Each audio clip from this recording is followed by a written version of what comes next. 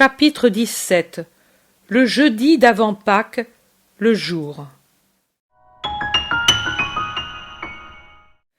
Mais il y a aussi les gentils, ces gentils qui, toujours plus nombreux, ne manquent pas d'écouter le maître en ces jours de fête. Toujours en marge de la foule, car l'exclusivisme hébreu-palestinien est très fort, et il les repousse, voulant les premières places autour du maître. Mais eux désirent l'approcher et lui parler. Un groupe nombreux d'entre eux aperçoit Philippe que la foule a refoulé dans un coin. Ils s'approchent de lui pour lui dire « Seigneur, nous voudrions voir de près Jésus, ton maître, et lui parler au moins une fois. » Philippe se dresse sur la pointe des pieds pour voir s'il découvre quelque apôtre plus près du Seigneur. Il voit André et lui crie après l'avoir appelé « Il y a ici des gentils qui voudraient saluer le maître. Demande-lui s'il veut les accueillir. » André, séparé de Jésus par quelques mètres, serré dans la foule, se ferait un passage sans beaucoup d'égards, travaillant généreusement des coudes et criant « Faites place, dis-je, je dois aller vers le maître. » Il le rejoint et lui transmet le désir des gentils. Jésus dit « Conduis-les dans ce coin, j'irai les trouver. » Et pendant que Jésus essaie de passer parmi les gens, Jean, qui est revenu avec Pierre, Pierre lui-même, Jude Thaddée, Jacques de Zébédée et Thomas, qui laisse le groupe de ses parents trouvé dans la foule pour aider ses compagnons, s'efforce de lui faire un chemin. Voilà Jésus, là où sont déjà les gentils qui le saluent. « La paix à vous. Que voulez-vous de moi ? » ?»« Te voir, te parler. Tes paroles nous ont troublés. Depuis longtemps, nous désirions te parler pour te dire que ta parole nous frappe, mais nous attendions de le faire à un moment propice. Aujourd'hui, tu parles de mort. Nous craignons de ne plus pouvoir te parler si nous ne saisissons pas cette heure. Mais est-il possible que les Hébreux puissent tuer leur meilleur fils ? Nous sommes gentils, et ta main ne nous a pas été bénéfique. Ta parole nous était inconnue. Nous avions entendu parler vaguement de toi, mais nous ne t'avions jamais vu ni approché. Et pourtant, tu le vois, nous te rendons hommage. C'est le monde entier qui t'honore avec nous. Oui, l'heure est venue où le Fils de l'homme doit être glorifié par les hommes et par les esprits. Maintenant, les gens entourent de nouveau Jésus, avec la différence que les gentils sont au premier rang et les autres en arrière.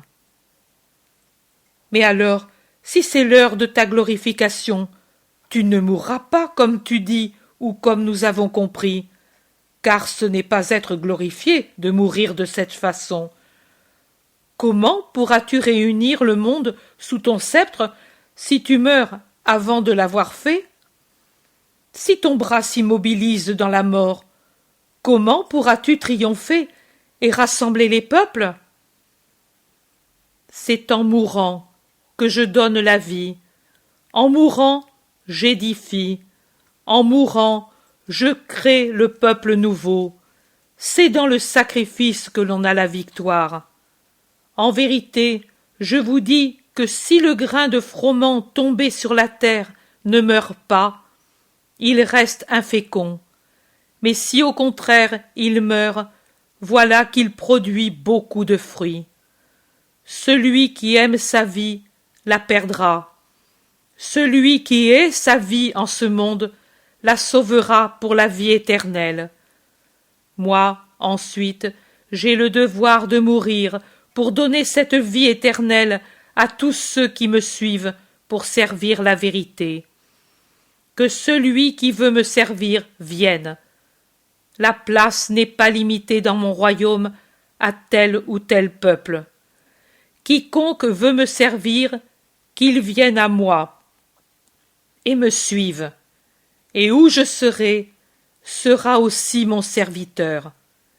et celui qui me sert sera honoré par mon Père, unique, vrai Dieu, Seigneur du ciel et de la terre, créateur de tout ce qui existe, pensée, parole, amour, vie, chemin, vérité.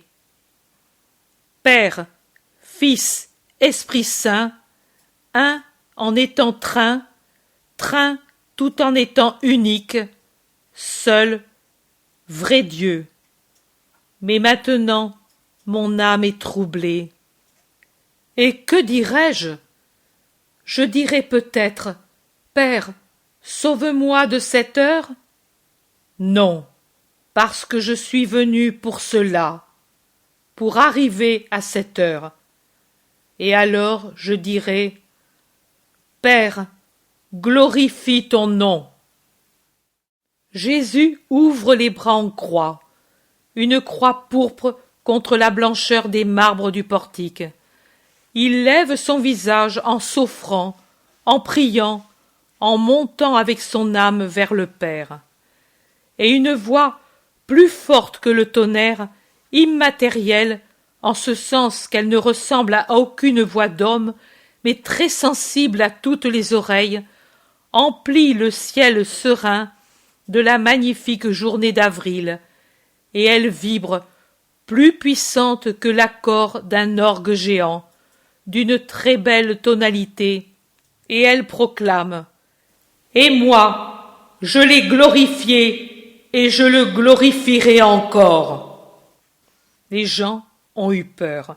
Cette voix si puissante qu'elle a fait vibrer le sol et ce qui s'y trouve, cette voix mystérieuse, différente de toute autre, qui vient d'une source inconnue, cette voix qui emplit tout l'espace du nord au midi, de l'Orient à l'Occident, terrorise les Hébreux et stupéfait les païens. Les premiers, quand ils le peuvent, se jettent sur le sol, murmurant dans leur crainte « Maintenant nous allons mourir. Nous avons entendu la voix du ciel. Un ange lui a parlé. » Et ils se battent la poitrine en attendant la mort. Les seconds crient « Un tonnerre, un grondement, fuyons! La terre a rugi, elle a tremblé. » Mais il est impossible de fuir dans cette cohue qui augmente lorsque les gens qui étaient encore en dehors des murs du temple accourent à l'intérieur en criant « Pitié pour nous, courons! Ici c'est le lieu saint. Il ne se fendra pas le mont où s'élève l'autel de Dieu. » Et ainsi, chacun reste où il est, bloqué par la foule et l'épouvante. Sur les terrasses du temple accourent les prêtres, les scribes, les pharisiens qui étaient éparpillés dans ces méandres, et les lévites et les stratèges, agités, stupéfaits. Mais de tout cela ne descendent, parmi les gens qui sont dans les cours, pas d'autres que Gamaliel avec son fils. Jésus le voit passer, tout blanc dans son vêtement de lin, qui est si blanc qu'il resplendit jusque sous le soleil éclatant qui le frappe. Jésus regarde Gamaliel, mais comme s'il parlait pour tout le monde, il élève la voix pour dire « Ce n'est pas pour moi, mais pour vous que cette parole est venue du ciel. » Gamaliel s'arrête, se retourne, et il transperce, par les regards de ses yeux profonds et très noirs, que l'habitude d'être un maître vénéré comme un demi-dieu rend involontairement dur comme ceux des rapaces, le regard de saphir, limpide, doux dans sa majesté, de Jésus. Et Jésus continue. C'est maintenant le jugement de ce monde. C'est maintenant que le prince des ténèbres va être chassé dehors. Et moi, quand je serai élevé, j'attirerai tout à moi, car c'est ainsi que le Fils de l'homme opérera le salut. Nous avons appris des livres de la loi que le Christ vit éternellement. Et toi, tu te dis le Christ, et tu dis que tu dois mourir. Et encore, tu dis que tu es le Fils de l'homme et que tu te sauverais parce qu'on t'élèvera? Qui es-tu donc? Le Fils de l'homme ou le Christ? Et qu'est-ce que le Fils de l'homme? Dit la foule qui reprend de la hardiesse. Ce sont une unique personne. Ouvrez les yeux à la lumière. C'est encore pour peu que la lumière est avec vous. Marchez vers la vérité tant que vous avez la lumière parmi vous, afin que les ténèbres ne vous surprennent pas. Ceux qui marchent dans l'obscurité ne savent pas où ils vont aboutir. Tant que vous avez la lumière parmi vous, croyez en elle pour être fils de la lumière. Il se tait. La foule est perplexe et divisée. Une partie s'en va en secouant la tête. Une partie observe l'attitude des principaux dignitaires, pharisiens, chefs des prêtres, scribes, et spécialement de Gamaliel, et ils règlent leurs propres gestes sur cette attitude. D'autres encore approuvent de la tête et s'inclinent devant Jésus avec des signes très clairs qui veulent dire « Nous croyons, nous t'honorons pour ce que tu es ». Mais ils n'osent pas se déclarer ouvertement en sa faveur. Ils ont peur des yeux attentifs des ennemis du Christ, des puissants qui les surveillent du haut des terrasses qui dominent les magnifiques portiques qui entourent l'enceinte du temple. Gamaliel aussi, après être resté pensif quelques minutes et qui semble interroger le pavé de marbre pour avoir une réponse aux questions qu'il se pose à lui-même, se dirige de nouveau vers la sortie, après un mouvement de la tête et des épaules, semblant traduire son désappointement ou son mépris, et il passe tout droit devant Jésus, sans plus le regarder.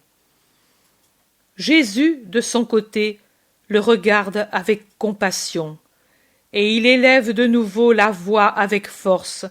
C'est comme une trompette de bronze pour dépasser tous les bruits et être entendu par le grand scribe qui s'en va déçu. Il semble parler pour tout le monde, mais il est évident qu'il parle pour lui seul. Il dit d'une voix très forte « Celui qui croit en moi ne croit pas en vérité en moi, mais en celui qui m'a envoyé. Et celui qui me voit celui qui m'a envoyé. Et celui-là est bien le Dieu d'Israël, car il n'y a pas d'autre Dieu que lui. Aussi, je vous dis, si vous ne pouvez croire en moi en tant que celui que l'on appelle fils de Joseph, de David, et fils de Marie, de la lignée de David, de la Vierge vue par le prophète, née à Bethléem, comme il est dit par les prophéties, précédé par le Baptiste, comme il est dit encore depuis des siècles, croyez au moins à la voix de votre Dieu qui vous a parlé du ciel. Croyez en moi comme fils de ce Dieu d'Israël. Que si vous ne croyez pas à celui qui vous a parlé du ciel, ce n'est pas moi que vous offensez, mais votre Dieu, dont je suis le Fils.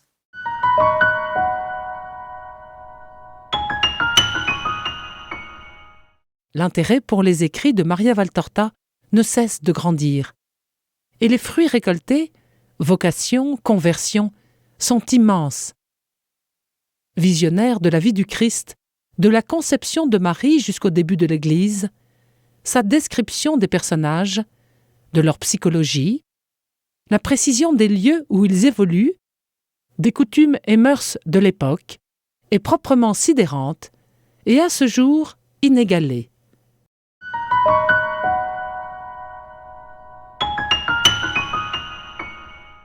Bonjour, je suis Bruno Périnet, président de l'association Maria Valtorta. Vous voulez aider à faire connaître Jésus avec l'évangile tel qu'il m'a été révélé de Maria Valtorta. Une dizaine de conférenciers rencontrent des familles, des paroisses et des lecteurs dans des salles publiques.